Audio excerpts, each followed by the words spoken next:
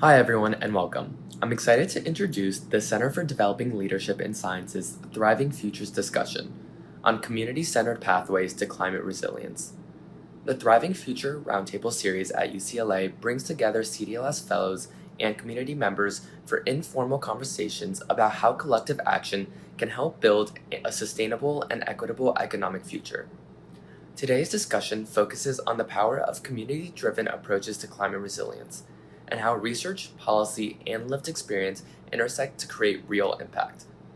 We're honored to be joined by three incredible CDLS Fellows. Elijah is a PhD student at UCLA's Institute of Environment and Sustainability.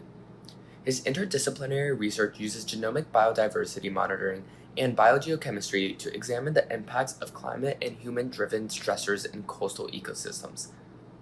Beyond research, Elijah is deeply committed to environmental justice and decolonizing scientific practice. A proud Howard University alumnus, he plans to pursue a research career focused on protecting and empowering communities disproportionately impacted by environmental harm. Venezia Ramirez earned her bachelor's in environmental science from UCLA and is now pursuing her master's in sustainable engineering at USC, with a focus on energy and power systems. With roots in Mexico and a powerful personal connection to her educational journey, Venezia has spent the past 6 years researching injustice in urban ecological systems, from soil remediation to air quality to energy justice. She approaches sustainability through a community driven engineering lens and is committed to addressing both local and global challenges. Carlos is the founder of the New Earth Regeneration Initiative, a sustainability driven organization focused on soil regeneration and ecosystem restoration. After a successful career in finance, Carlos transitioned into environmental leadership, bringing a systems thinking approach to issues like soil degradation, water scarcity, and organic waste. His work centers regenerative agriculture, composting, carbon sequestration, and equity driven sustainability strategies. Carlos believes that ecological healing must go hand in hand with social regeneration. Today's roundtable was made possible by CDLS. CDLS is currently facing significant federal funding cuts, which will result in staff layoffs, loss of fellowship renewals, and the loss of future programming like the one you're about to see. If today's discussion resonates with you and you believe in the importance of this work, we invite you to get involved. You can show your support by emailing cdls@ucla.edu with the subject line Thriving Futures Response and sharing why this programming matters to you. Your voice helps demonstrate the impact of CDLS and strengthens the case for continued support. Thank you all again for joining us and for standing with us to sustain this community. So it was within CDLS that I was able to build partnerships with East Jared Community Environmental Justice and Esperanza Community Housing. They're both amazing community organizations advocating for environmental justice. So it was through that years of learning how to work with the community, like the intentionality of what it means to collaborate with the community. What resources do I have? What privileges do I have? Like what identities do we have that we face privilege while others face oppression? Because even though I am from Southeast Los Angeles, I personally am not impacted by the contamination faced by Vernon, by Huntington Park, by Cudahy. So I think to understand even like the microclimates and what specific issues we're trying to address with that community is all I learned within CDLS. So I feel like it, and I still see it now within academia, like within USC, of having that conversation with our partners of how can we help? What do you need? Because I think many times within academia, they can propose a solution offered to the community, rather it should be co-built. So first listen to the community, first listen to their needs, and then see how I can co-develop like a grant, co-develop a project to address that issue. And I feel like that's such a common methodology that I think works well within academia, but can be easily transferred to community work outside of academia. So that's kind of the fun thing. I guess picking up where Vanessa has brought us, when you keep your ear to the ground and you're listening to communities and you're in a relationship with them, you hear more about how climate change and different environmental problems are affecting those communities and affecting people.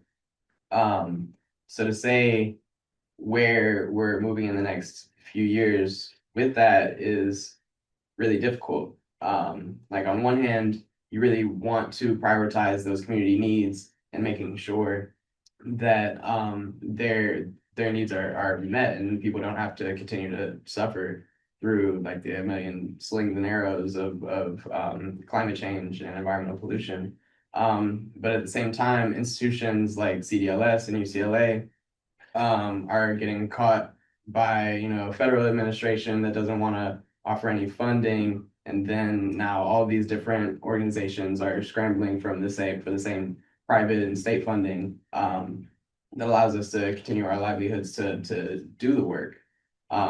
So what my hope is for the future is that rather than like just taking that punch to the chin and sitting down and not doing anything about it, or like continuing to fight for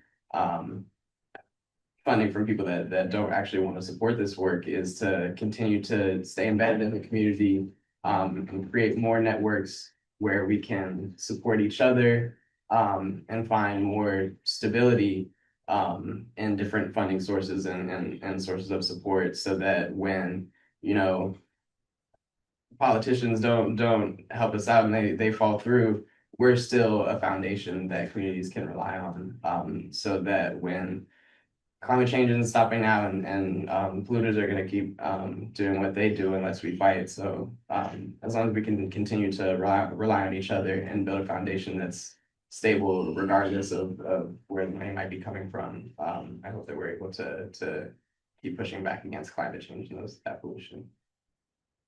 Very cool. So, I remember a good friend of mine asked me about a year and a half ago. He's like, I know you're not excited about a little pile of organic waste on the ground. Like, he's like, there's something bigger, right? And I said, yeah, this is much, much bigger than just a little pile of organic waste.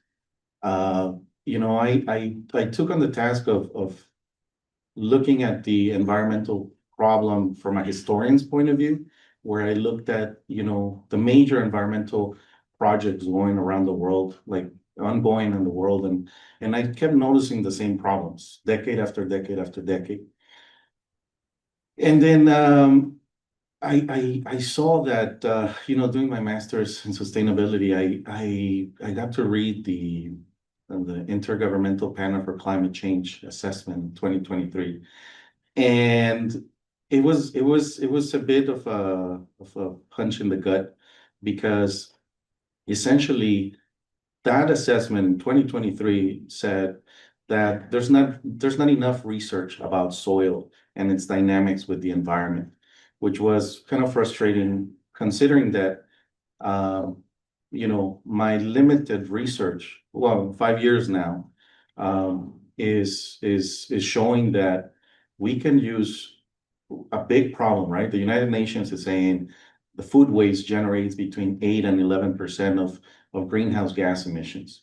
So why can we not use that problem as a tool for ecosystem regeneration? And I began experimenting different methods, organic waste processing methods. I don't even call it composting, because we inoculated with biological agents, and the results started being very shocking, right? And it's not something that's really out there in the research field. So comparing the results of our output of the organic waste processing showed that, and that I believe we have a pretty good argument where we can say that the way we're doing it right now at a commercial scale is not working.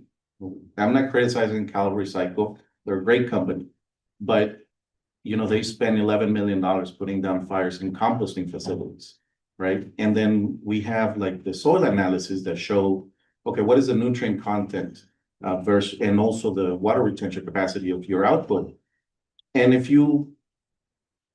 they created a system in general, California, that is creating a bigger problem out of something that could be a tool to fight climate change. So truly, where I see this going, it's a bit, not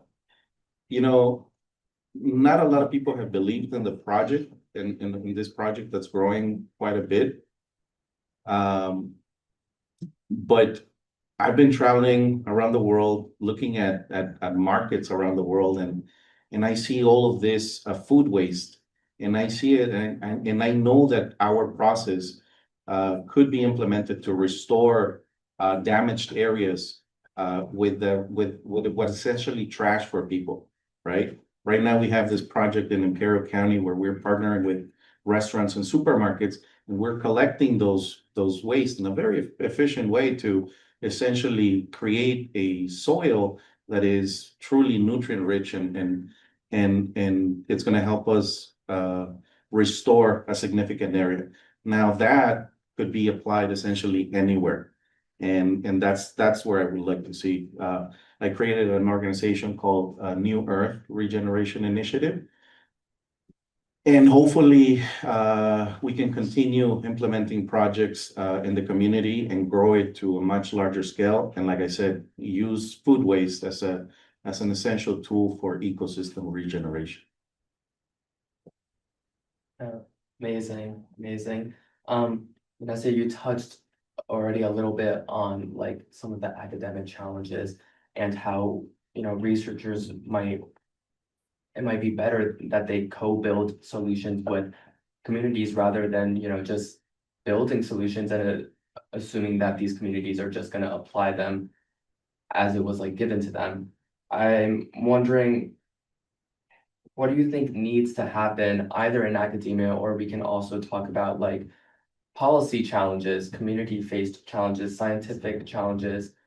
What are some barriers to the progress that you would like to make? And this applies for everyone. Let's just talk a little bit about like what those barriers look like, just so we can kind of all, I guess, see them, because sometimes we hear like words like challenges, struggles, barriers, but we don't necessarily like name them. Yeah, I think I think we've all touched on this, but the funding, because I think, like going back to when I was fellow with CDLS, the barriers that I experienced was I was applying to like multiple research opportunities here at UCLA, and I was continuously denied. So the PIs weren't in alignment with wanting to do community work. But I found that one PI who was willing to do that, and that was Dr. Ron Tripati.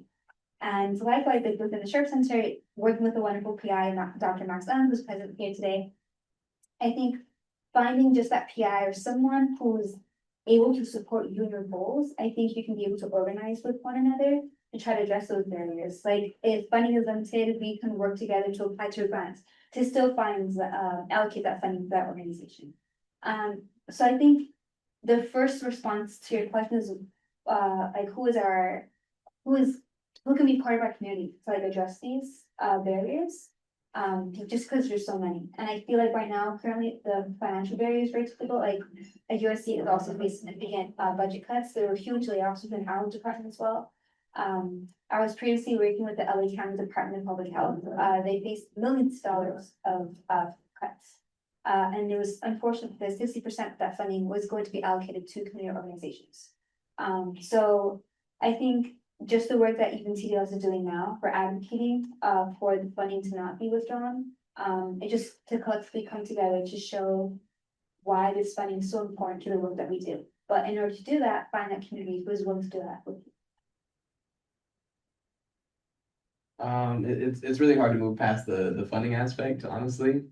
That's kind of what, like, especially for my work doing research, funding is really what drives it. And if you like look across campus, the type of research that we're able to do is also determined by the different funding sources that we have.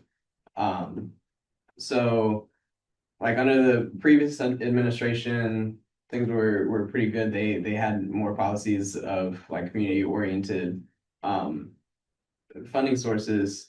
But at the end of the day, that's not very stable. And the funding sources that have been stable for at least UCLA have been, major corporations, private foundations, and they don't necessarily support the types of research that communities actually need.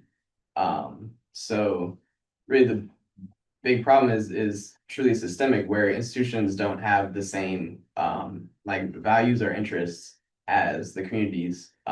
So if we within those institutions are trying to, be the change, inevitably we're not going to be. That's a hard pill to swallow.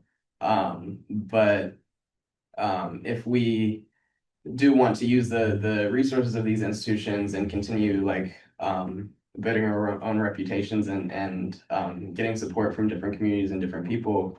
At the same time, we have to build capacity within communities themselves, so they're not relying on researchers from outside institutions that are beholden to the federal government or private institutions. But those communities can rely on each other and themselves.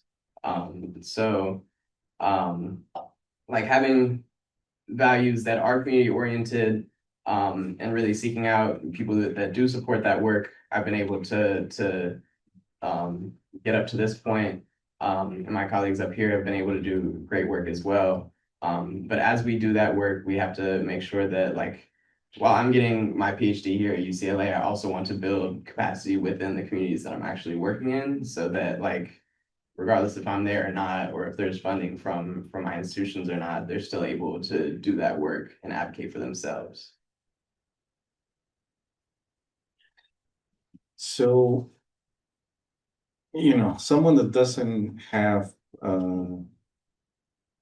as much experience in environmental projects that, now I have, but that was not my background. I started analyzing why is it that despite billions and billions of dollars poured into climate change, things keep worsening, right? So, I started realizing that, including California, now that I'm more and more involved with like organizations and grant writing and in collaborations with organizations, there's a lot of funding that goes to things that sound really pretty, but provide no tangible environmental results, in my humble opinion. And I've also encountered that, I guess now I can consider myself an environmentalist. There needs to be like a broader look as to, there's very smart people, but I think there's like an over specialization that doesn't allow us to see like things outside of what we're studying. So I think it's very important to, in finding solutions for climate change, I think we need to have like a broad understanding of multiple different areas. For example, in my study of soil science, I guess it's ecology, biology, entomology, but also and many others. But also, it's very important to understand business systems, right, and the bureaucracy that goes through that entails in implementing projects. So I think sometimes that over specialization in just this one subject that is counterproductive in us achieving truly tangible results. I'm not saying so. Again, I've spoken with brilliant minds, and everybody here is very, very smart. But it's just I think sometimes we don't see us outside of our area of specialization. Yeah, that's great. I think something I'd be interested in hearing from each of you as well is what are some of the misconceptions that people might have about what you work on? CDLS is also very focused on, trying to make science more accessible. A lot of researchers, I'm starting to learn myself, aren't that great at making their research, understandable to people outside of their area of expertise. And maybe this, adds on to what you were saying, Carlos, is how do we kind of get more interdisciplinary if people can't access information that they're not specialized in? So what's maybe something that you can clear up about your own work that maybe each of us who might not be in your area of expertise can take away today? I think it's very unfortunate that, for example, like within academia, so we're within a division around mental health. So we do community-based participatory research.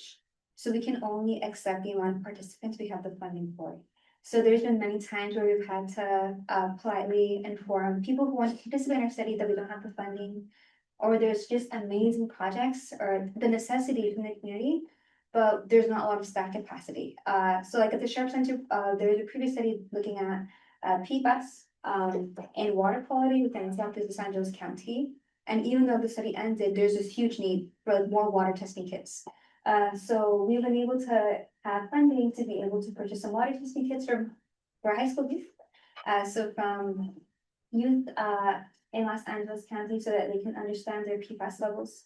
But it's like, again, it's only a certain amount that we can buy and a certain amount of students that can have it. So it would be great if we can have that continuous funding to be able to ensure that we can have these resources. But I think the misconception is like sometimes like we're not like LA County, we are not a service, like we're not a hospital, like we can't provide like medical information. We can only provide like I guess essentially a limited opportunity for someone to participate. But then once the research study ends, likewise, like how we can involve them like in focus groups to be able to communicate how best to present the data. Do you prefer like a bar chart? Do you prefer a histogram? Do you prefer what's the best way to communicate the data in a way the community understands? Because that's like the last step of the scientific method, to share your findings. So what's the point of sharing the findings if no one understands them? And coming at it from an approach and like respecting everyone's expertise. Like just, we come from academia, just because someone has like, working towards like an amazing PhD, incredible students. But to also acknowledge like some community members never had that opportunity. So for them to still be respected for their expertise. So to put us on the same level of like we're like consider us like as your students and you are our teachers. Please judge us on the best way to show the information to you. So, and that kind of like lays out the framework for them to feel comfortable. Because sometimes in the past when we've presented like complex graphs, so we'll stay very quiet. And it's like, that makes complete sense because these are complex graphs that I learned like in college. So to be able to communicate that unfortunately it's not essentially a service we're providing, but an opportunity, a limited opportunity. And likewise, with the data visualization, I guess like in our department, we do try to ensure that the data visualization is optimal for the community, but maybe for other institutions, they can be able to practice that. I think Venezia and Carlos have made great points that like a lot of times science isn't accessible. And I think a big misconception about science and some of the work that I do specifically at least is that like you have to be a super genius to understand it or participate or make an impact. Like a lot of times when I tell people that I'm getting a PhD, they're like, oh, you're a super genius, and then I tell them it's in environmental science. And they're like, oh, you're gonna save the world, all that, but I actually don't really think that's the case. Really the way that I've been able to get to where I'm at now is from like a lot of hard work. I wouldn't say that like I was like a super standout student in school. I just worked really hard. Like I don't really get things very easily. But also I had amazing mentors and people that have like been able to open doors for me and give me opportunities to get to this point. So I'm very privileged for that, and that's why I've been able to like do scientific work at a doctoral level. But there's so many other people that are doing amazing work and work that's honestly more impactful than what I've been doing without that same credentials. And it's really like how much effort and how much dedication we have towards our goals that will actually get us there. So like the main misconception is just believing in scientists like myself with a PhD. We should also, like Venezia said, listen to them as experts in like what the issues are and how we can actually bridge the knowledge to the solutions to take more effective action. Because right now we're all kind of siloed, and a lot of us don't believe that we're like able to make those interdisciplinary bridges like into science or into art. They're like, oh, I'm not a scientist or I'm not an artist. But if you kind of take that out of your identity, you're like, I'm a person and I work really hard towards my goals, and everybody can honestly do that. And when we do that together, we're actually able to make a lot more progress than we only rely on like scientists to do the science or et cetera, et cetera. So I'll leave it there. I had a completely different answer, but after listening to Elijah, I think it's, no, because in my specific case, I can talk to you guys about Russian history for hours, right? But how did I get into this science world? It was more like common sense and analyzing, okay, what is it that's happening, and why is it that we're not making the progress that we should be doing in climate change? And someone like me, I can tell you that it's a lot of people didn't take my project seriously. And now, after talking to hundreds of people, giving workshops to hundreds of people about this work, and now getting some interest from important institutions and organizations, you know, now they're starting to say like, oh yeah, it makes sense. Well, um, it's difficult to find that one person that gives you an opportunity to implement something when your background is not.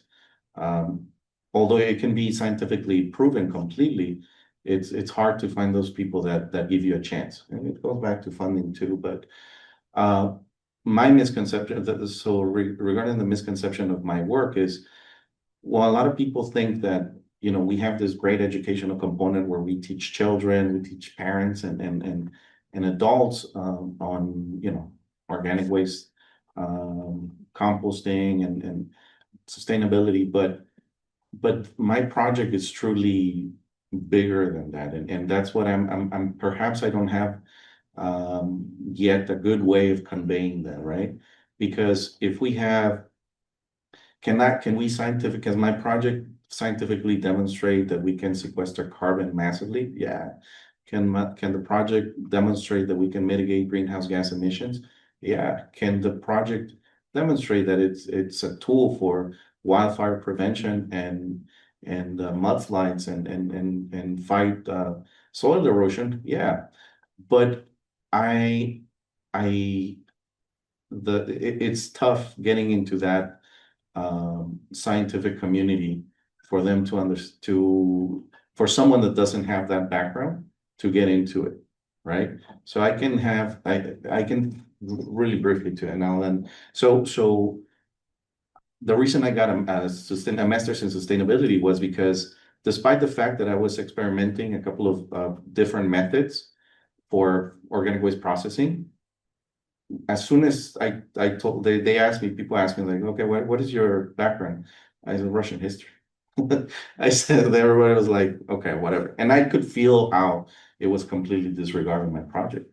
But now, I got the master of sustainability, and now people are kind of like paying a little more attention. But this could still be, the objective is, this is not just pile of organic waste. It's much bigger. This is like a pilot for a tool for carbon sequestration, for greenhouse gas mitigation, and for water retention. So, yeah, perhaps there's a lot of misconceptions in my work. I need to figure them out still. Great. Switching gears just a little bit, we do have like a lot of students attending here online. Some of us are undergraduate students as well, so we're still in the very early stages. What advice would you have for us? And this is also, I think, very applicable to people who are further down their careers, excuse me, who, maybe are interested in something outside of their own field of expertise and want to start bridging between different research areas.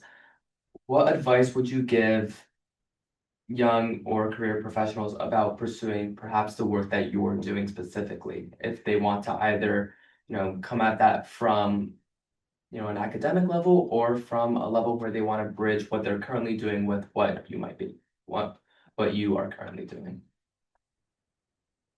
I think my advice would be to attend events, because I think this whole trajectory started with the one environmental health class that I took. My environmental science curriculum required one environmental health class. And I remember the building where the amazing Dr. Yoshi is currently a professor at. So it's very nostalgic to visit the building again, because that's where everything started. When I took that environmental health class, we were required to make a partnership with a community organization. So I just started showing up to their events. So I would show up to the events of Easter at Communities for Environmental Justice, and like something inside me just woke up. Like it was the injustices that were happening in my neighboring communities. And then learning what is environmental health, like how I can apply my context of geochemistry research to environmental health research. And I think it was through attending that event, I was able to learn more broadly about environmental health and subsequently apply to USC, where they had an opening for community-based participatory research. And I think one of the qualifications was because I did some research that was proudly sponsored by CDLS. So I investigated the potential for sunflowers to remediate lead contaminated soil because of Xide. Xide Technologies was a huge lead smelter that emitted tons of lead into the atmosphere. And then the job I was applying to at USC was doing a study on looking at the lead levels in the soil, which was my dream. So it felt like I got my dream job, which did not come easy because I was class of 2020. I graduated December 2020. I applied to USC a week in January. A week later, they denied me, and then they held on to my resume for 8 months. And then they reached out to me and they offered me the job. I'm like, yes, of course. So I've been at USC since 2021.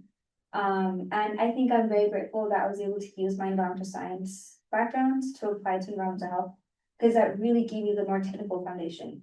And likewise, when community members ask me questions, I'm able to answer that because these are classes that I took. And all this started because I started attending events. And even now, like I attend events when I can. The interdisciplinary aspect I feel is very important. Like even now as a master's student in sustainable engineering, it's very interdisciplinary, even though it's within engineering. So just attend events when you can, even though I know it's hard as a student. Advice I would give to students or anybody else that wants to do work like my own, I would say reach out to me. And likewise, if you're interested in like the work that Venezia or Carlos are doing, reach out to them directly. Because the best way that I've been able to get to where I'm at, like I said earlier, was through mentorship. So the best mentors are going to be the people that, if they have the same goals and same values as you, or if they've accomplished something cool that you're like, oh, that's cool, I want to do that. They'll be able to tell you what was their pathway, and what doors they needed to open to get to where they're at. At the same time, life is messy and your pathway might not be like as straightforward as you want it to be, and it's definitely not going to be the same as the folks that have come before you. So be adaptive and build a lot of strong relationships with a lot of cool people. Because you never know which door will open that will end up being your dream job, or you'll be able to gain some expertise that you never knew would actually be valuable later on down the line. But like you're never really able to do things without your community. So if you have a strong one, you'll have a good foundation to do whatever it is that you're interested in doing. And there will be a lot of failures on the way to doing that, but with those connections, you'll have something to fall back on so that you'll always be able to push forward in some way or another. So that's my advice, at least to that. Yeah, So that's great. So, you know, for me now I started this organization that is gaining a little bit of momentum, and some people are paying attention to what we're doing. But I would say not everybody has the same access to education. So for us that came in late to the party, uh, sometimes if you think you have a good solution, sometimes you have to go against the grain, and sometimes you have to fight against a lot of pushback. But never think that you're correct. Be open-minded and say, it's possible if everybody's telling me I'm wrong, maybe I'm wrong, right? But sometimes that's not the case. And we have example after example after example of scientists that have been ridiculed and have been told that they're wrong. The guy that not too long ago, the guy that said, yeah, all the continents work together, the Pangea guy, right? He was told he was wrong. Copernicus was told he was wrong. So I just, if you have an idea, just be open-minded and say, there's a chance that I might be wrong, but also truly be objective as to whether systems are very strong, especially particularly in the environmental community. I can tell you that everybody there's like a way of doing things, and it's very difficult for people to get out of those ways. So if you truly have something that you believe in, again, don't be stubborn. If you see and your data just shows that you're wrong, just drop it. But sometimes that's not the case. It's also the next person, the next guy that studied something completely irrelevant to environmental studies might have something to say, right? And so be open-minded, but also try to devise systems that are outside of the general convention, because that's how big change happens. Right, and then one more point about tackling maybe some of the more community-centered approaches. In your own experiences, when you've worked with communities or when you've looked for those collaborative experiences, what advice would you give to some of us on navigating those relationships, on navigating, maybe having that kind of open mind and being receptive to their struggles, things like that? What would you say from your own experience that you would like to share with the rest of us? Maybe you can start with defining the community you're trying to work with. So like I guess for me it was geographic, because I didn't have a car. So I was in Southeast LA and I attended the events I could take the bus to, or if my mom let me borrow the car. So yes, I would define the community that I work with, Southeast Los Angeles County. And that's where the community organization that I was working with was based.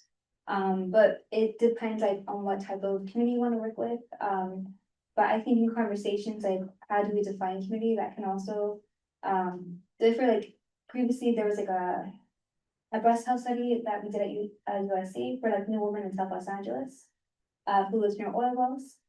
So that specific community, the issues they're facing of living next to oil wells and looking at their breast cancer risk, even though it's based in South LA, having that work there, and it's still applicable to other parts, like in the United States, or even just the amazing community health workers, promotoras are amazing. And then when I do literature review, they have done monumental change throughout the world. So I think defining where community is, working with them, and then seeing where that takes you. Navigating community work can be very sensitive and oftentimes slow.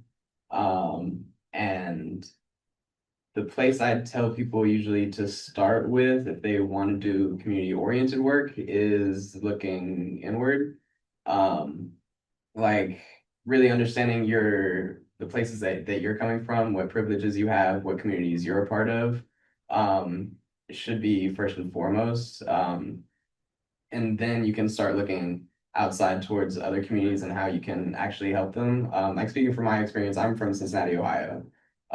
So if I want to help communities in Los Angeles, that's great, but why should I be doing that work? How can I actually help them? And what needs do they actually have? That's all information that that community has. So it's not necessarily something that I should be the first one to try to accomplish. I should know what issues my community has and how I'm able to support them. And then when I'm trying to look outside my community, like I wanted to get my PhD here at UCLA, so it's important that I work here in UCLA. But before starting that work, I really had to build a relationship with those communities without having any expectations of the outcome. So like making sure I could come to them with a solution that might work for their problem, but if that's not something that I personally have experience with, I'm probably wrong. So making sure that voices within the community are the loudest voices, and making sure that those are amplified should be a priority. And then working at the like speed of that community is really important because you might be ready to go with some solution and to do some project. But it's going to be really disrespectful if you write a community's name on a grant that had no input in that project. And you're probably going to fail in accomplishing the goals of that project if that community had no input into what that solution is that you're providing, and then how the data is shared and all of those different things. So make sure you recognize like what place you're coming from, and your positionality in relationship to all the different communities that you want to be a part of or support. It's tough coming after him because he gets both of you already. So no, I would say I think you touched on it, Elijah, earlier. Like be involved. So if you're younger and want to learn, just be involved and learn as much as possible from as many sources as you can. You know, sometimes, you know, I was talking to a custodian that like we just got into this great conversation about um uh uh the he has at home like this fish, the fish that aquaculture. So I was like, oh wow, that's very, you never know who you're gonna learn something from. So I would be just, especially if you're young, just get involved with the organizations on ideas that you are interested in and try to learn as much as you can. So and that usually, and then also find a mentor. By having a mentor is very important. Someone that is objective and is willing to tell you that you're wrong when you're wrong, and but also pushes you to find solutions. So get involved and find a mentor, please. All right. Thank you so much. I would love to open up the rest of our time to any questions people might have. Haley, if anyone has questions online, feel free to let themselves unmute. I'm pretty sure we'll be able to hear them, or however they want to share their questions as well. If anyone hears us. Sounds great. Can you see if a reaction comes up on the screen by chance? Like if I raise my hand, can you see it? Yeah. Okay, Yes. perfect. So if folks online have questions, feel free to use your raise hand feature and we can, yeah, have you go in order and try to fold you into any in-person questions.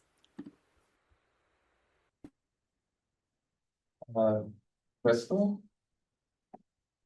That was a clapping emoji. Okay, sorry. I'm not great with Zoom. I know. We'll think Gen Z technology.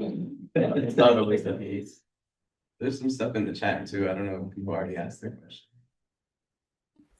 I think that was me. Laying some ground rules, sorry.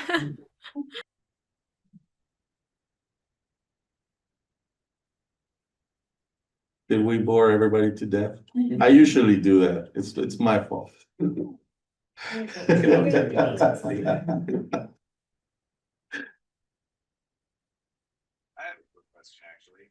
Okay, Karina would love to hear about how the soil organization, Carlos, you started, came to be. So, so it truly started from September 9, 2020. I remember. Very specific. Uh, I don't know if you guys remember, California has had a progressive deteriorating situation with wildfires.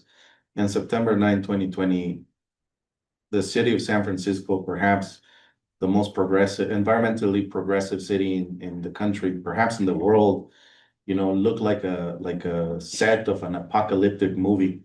It looked orange, horrible, like you could barely see from the smoke a few yards away.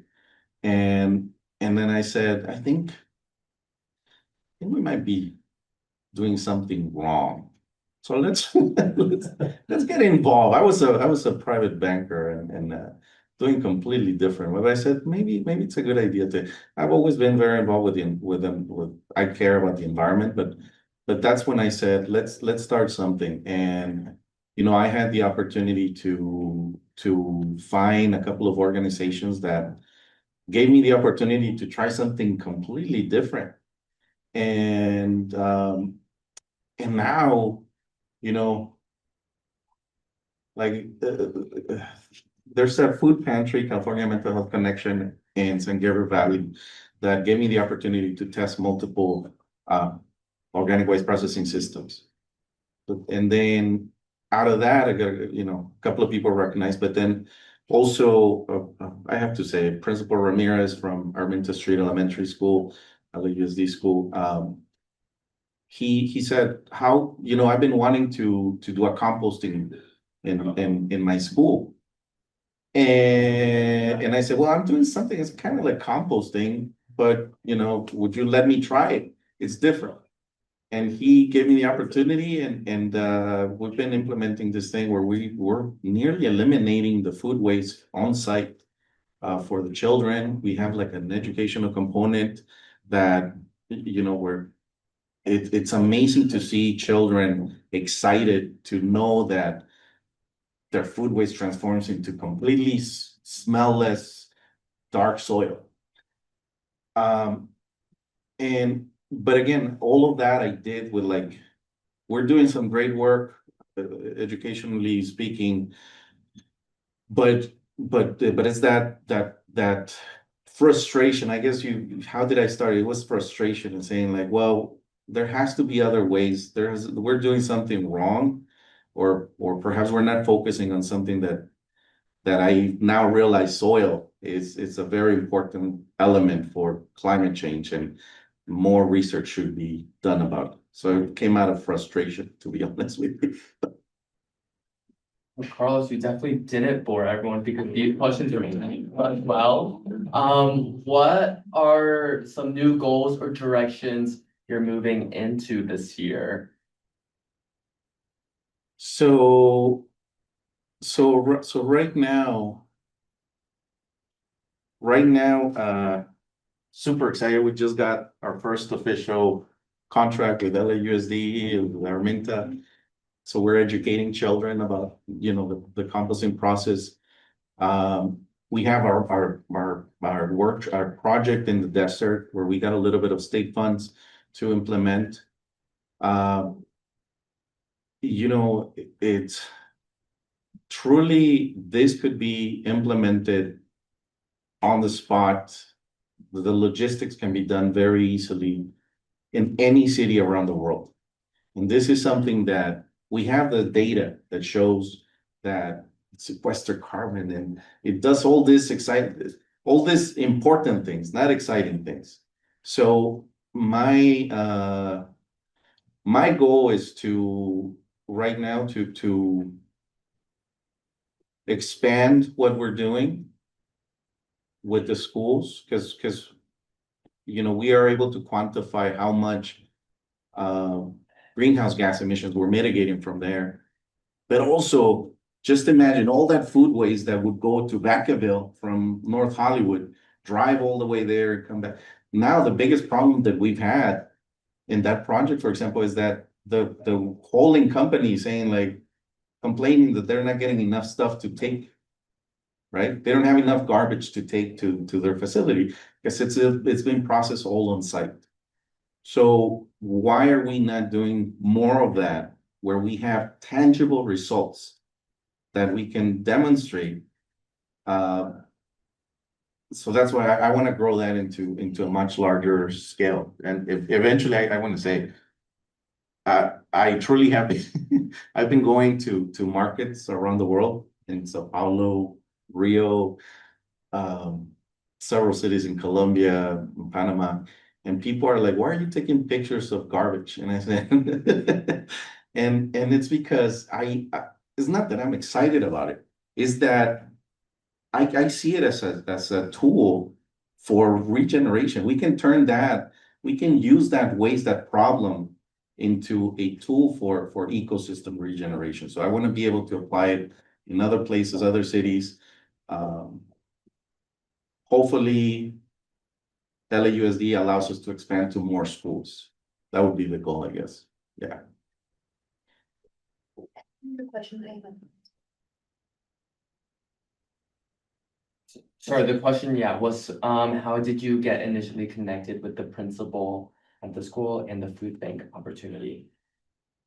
The food pantry, it was an old client, and they allow me to do that. The principal, I was giving presentations around the community with an organization about energy and water conservation and a little bit of composting. And I gave these presentations in a lot of schools around LA and in Orange County. And then I met the principal and he said like, "Oh, that sounds really interesting.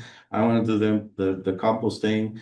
And then I said, "I'm doing something similar. You want me to implement it?" 6 months later, we started implementing it and it really worked. I think they got a pretty good chunk of money from this project from the board, which was exciting. Like they like truly, and the principal acknowledged that, we had some part in that, which was exciting. I have a question for Eli. You mentioned like one of the things that is really important to you is in the communities that you're working with, kind of enabling them to continue the work after, like, maybe when you move on to other projects or if things change. And I'm curious, like, if you have any examples of what that looks like and like what types of tools or processes you use to try to kind of uplift the people that you work with and help them be able to maintain. Definitely. Thanks, Rachel, for that question. I think a good example is actually an opportunity that Venezia put me onto many years ago. She was working really closely with CDLS and a community organization called Esperanza Community Housing. And they were interested in learning how to use GIS, a mapping tool that they could map different environmental issues around in their own communities. So we kind of both benefited from that collaboration because I was able to get experience both teaching and honing in my GIS skills, while the community themselves was able to learn GIS and then apply that to the issues that they were experiencing themselves. So that's a good example. Then with my dissertation research, I use a tool called environmental DNA. Essentially, we're tracking different organisms based on the DNA that they've left behind in the environment. For one of my thesis projects, I'm working directly with an indigenous community in Santa Cruz to track salmon and how they're being affected by environmental restoration in that area. So while I've been trying to apply those tools to the environmental questions that they were asking, we're also teaching them how to use environmental DNA. We're doing exchanges where they'll come to UCLA and see our lab processes. They come along on all the field expeditions. So they can honestly do it all themselves at this point. They've got a lab that they've started with collaborators at Santa Cruz. So that they're not only relying on UCLA researchers to collect those environmental samples and see what is going on in their environment. And that's a big risk when we're like relying on new technologies like environmental DNA or GIS for environmental issues, a lack of access and a lack of training in those resources. So if we do choose to use those tools, we have to make sure that they actually align with those communities and that they have the training themselves to do it, so that once our funding runs out or I graduate, they can still use those tools to their own benefit. Great, that's about the time that we have today.